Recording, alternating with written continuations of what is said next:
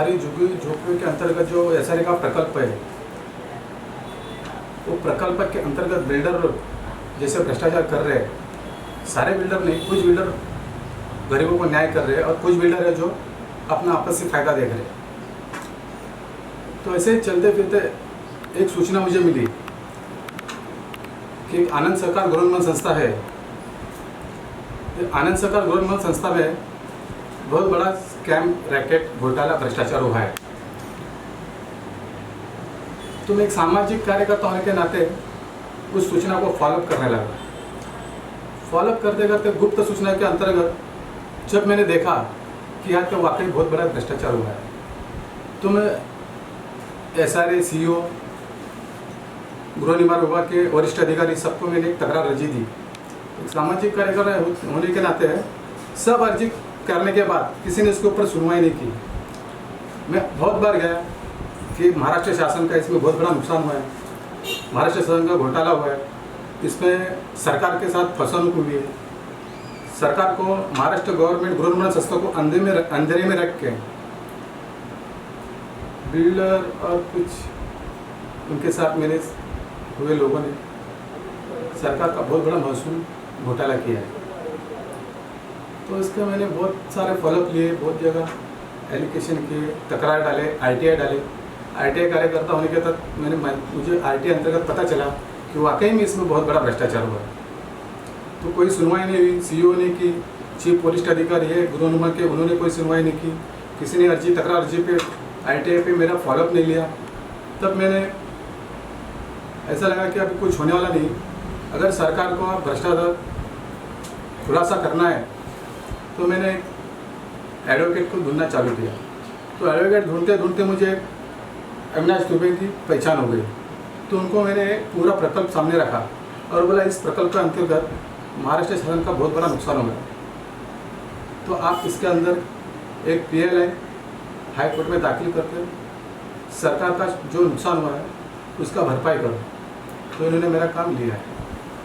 सबसे पहले पहल क्या किया आपने, और जो मेन मुद्दा है उसमें क्या चुनौती आपको लगता है कि आगे जाके किस तरह से आपको और चुनौती देखनी पड़ेगी अपनी तरफ से? देखो, मैं एक सामाजिक कार्यकर्ता हूँ। एक भ्रष्टाचार के अंतर्गत कैसा होता है, कुछ विकासक होते हैं, वो झुग्गी झोपड़ियाँ हटा के वहाँ पे बिल्डिंग खड़ी करते हैं, लेकिन वो बिल्डिंग खड़ी करने के बाद जो झुग्गी झोपड़ी धारक होते हैं उनके एविडेंस के अंतर्गत उनको पात्र किया जाता है। लेकिन यहाँ ऐसा नहीं हुआ है। यहाँ उसमें बहुत बड़ा भ्रष्टाचार करके विकासक लोगों ने सरकार से FSI, अधिक FSI सरकार को अंदर में रख के लिया है। सर, इतना बड़ा घोटाला हुआ है और इसमें कौन लोग शामिल हैं, कुछ आप हैंड देना चाहेंगे? देखो कैसा होता है, ये जब एक प्रकल्प जब चालू होता है झुग्गी झोपड़ियों का, ये सारे प्रकल्प, इसमें बहुत सारे विकासक, अधिकारी, बहुत सारे महाराष्ट्र शासन के भ्रष्ट अधिकारी, इनके सहयोग से ये सब षड्यंत्र रचा जाता है और इसमें सबका नुकसान होता है। सरकार का भी होता है, झुग्गी झोपड़ी धारकों का भी होता है। सर, कानून से जुड़े हैं आप, क्या कहना चाहिए कानूनी तौर पे अगर देखा जाए तो इस तरह के मुद्दे तो पहले भी आए होंगे आपके पास। आप पहले देखो कितना मुश्किल होता है इस तरह के मुद्दे को, क्योंकि हर चीज़ ट्रांसपेरेंट नहीं होता है, बहुत कॉम्प्लेक्स होता है। ट्रांसपेरेंट होता है या नहीं होता, बात ये नहीं, बात यहाँ पे इस बात की है, SRA का प्रोजेक्ट कंप्लीट करना है। इससे संबंधित जो भी दस्तावेज होते हैं, जो स्लम वगैरह के जो भी डॉक्यूमेंट वगैरह होते हैं, SRA अथॉरिटी, महाडा अथॉरिटी में जमा किए जाते हैं। वहाँ पे पब्लिक सर्वेंट बैठे हुए हैं, CEO बैठा हुआ, विजिलेंस डिपार्टमेंट बैठा हुआ, कलेक्टर बैठे, एडिशनल डिप्यूटी वगैरह वगैरह बैठे हैं। उनका काम है कि उनके पास जो भी दस्तावेज आ रहे हैं उसकी स्क्रूटनी करना, उसकी जांच करना, उसके बाद सही क्या है गलत क्या, उसके आधार पे डिसीजन लेना। लेकिन इस आनंद सहकारी गृह निर्माण संस्था जो कि आनंद नगर जोगेश्वरी वेस्ट मुंबई में स्थित है, वहाँ पे रामास्वामी बिल्डर, उसके साथ एसोसिएट जो भी बिल्डर है, उन्होंने क्या किया, एक या कुछ डॉक्यूमेंट जमा किए, कलेक्टर ऑफिस में जमा किए, महाडा ऑफिस में जमा किए, जहाँ से ये पता चलता है कि 251 लोगों की जो यादी आई है वो अपात्र के हिसाब से है। कई लोगों ने एक रूम में 2 रूम, 2 रूम में 3 रूम बनाए हैं, इसके हिसाब से किसी न किसी रीजन के हिसाब से अपात्र कर दिया गया। कुछ समय के बाद पता चलता है। जैसा कि मुझे गणेश यादव जी ने बताया कि मैंने आरटीआई में ये इन्फॉर्मेशन निकाला, वो निकाला, उसको देखने के बाद, स्क्रूटनी करने के बाद मुझे ये पता चला ये अपात्र हुए लोग अचानक पात्र कैसे हो जाते हैं। और जब उसकी भी स्क्रूटनी मैंने किया तो उसमें 23 लोगों के राशन कार्ड लगे हैं, ओल्ड रेशन कार्ड जिसे कहा जाता है। ओल्ड रेशन कार्ड की रिपोर्ट मैंने देखा कि वो नकली है। बीएसएस लाइट बिल जिसको रिलाई किया गया झोपड़ी धारकों और बिल्डर आर्किटेक्ट के द्वारा, वो नकली है। वोटिंग लिस्ट वो इनकम्प्लीट डॉक्यूमेंट है। जोड़ पत्र 3 और 4 वो इनकम्प्लीट डॉक्यूमेंट है। फोटो पास की पावती उसके आधार पे, कहने का मतलब लाइट बिल, राशन कार्ड और फोटो पास की पावती के आधार पे आधे से अधिक लोगों को अपात्र से पात्र कर दिया गया है। गवर्नमेंट एसआरए की योजना के अंतर्गत ये बताया गया कि 1 जनवरी 2000 के पहले का अगर आपके पास 3 डॉक्यूमेंट जिसमें लाइट बिल, इलेक्शन कार्ड और रेशन कार्ड, ये 3 डॉक्यूमेंट्स में एटलीस्ट अगर आपके पास 2 डॉक्यूमेंट होते हैं तो आप अल्टरनेट अकोमोडेशन एसआरए की तहत लेने के अधिकार या पात्र होंगे। यहाँ पे गवर्नमेंट ने क्या किया है, किसी के पास कोई डॉक्यूमेंट नहीं, उनको पात्र इस प्रकार किया गया कि वोटिंग का कार्ड आ गया आपके पास 95 का, उसके हिसाब से आपको पात्र कर दिया गया। अरे मेरे कहने का मतलब है कि एक घर में अगर 10 लोग रहते हैं, 10 लोगों ने अगर आपको 95 का इलेक्शन आईडी दिखा दिया तो क्या आप 10 घर दोगे? 10 तो नहीं दोगे ना। तो उसको सपोर्ट करने के लिए राशन कार्ड और लाइट बिल चाहिए 2000 के पहले का। तो वो जो राशन कार्ड और लाइट बिल जो लगाए गए वो फर्जी है। ये फर्जी मैं नहीं कहता हूँ, ये डिपार्टमेंट का जो रिपोर्ट है इन्वेस्टिगेशन वो बताती है। 2009 में चीफ प्रमोटर आनंद सोसाइटी, जो आनंद सहकारी गृह निर्माण संस्था जो है, उसके चीफ प्रमोटर, बिल्डर जो है रामास्वामी, आर्किटेक्ट जो है, प्लस 23 लोगों के ऊपर जिन्होंने फर्जी रेशन कार्ड की copy SRA department, MHADA department में जमा की, उनके ऊपर बाकायदा एफआईआर हुई जिसकी कॉपी मेरे पास है। उसके बाद पुलिस प्रशासन पता नहीं कैसे मिलजुल के इसके अंदर एक सी समरी रिपोर्ट लगवा दी है।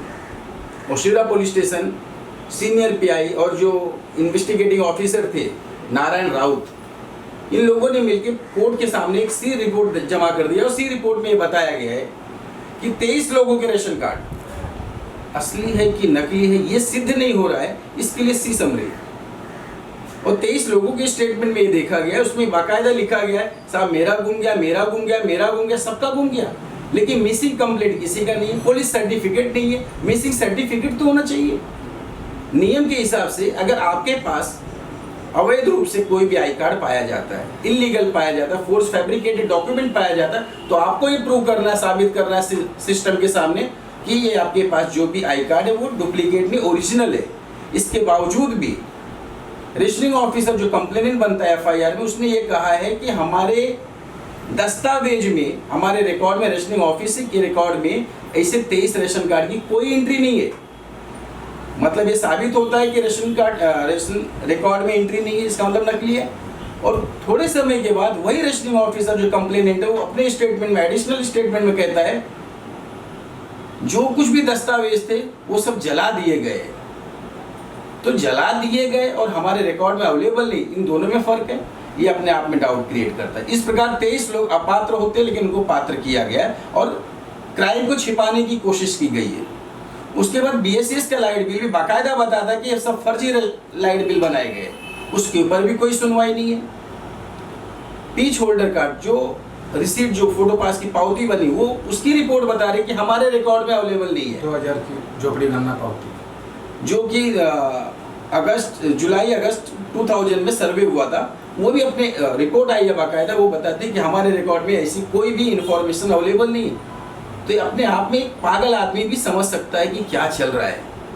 उसके बावजूद भी आप पात्र को अपात्र किए जा रहे हैं और अपात्र को पात्र किए जा रहे हैं, मतलब क्राइम को ढक रहे हैं। ये सब के पीछे मोडस ऑपरेंडी बिल्डर की क्या है? मुझे कितना ज़्यादा से ज़्यादा एफएसआई मिले, मैं गवर्नमेंट को चूना लगाऊं, मैं ज़्यादा से ज़्यादा कमाऊं।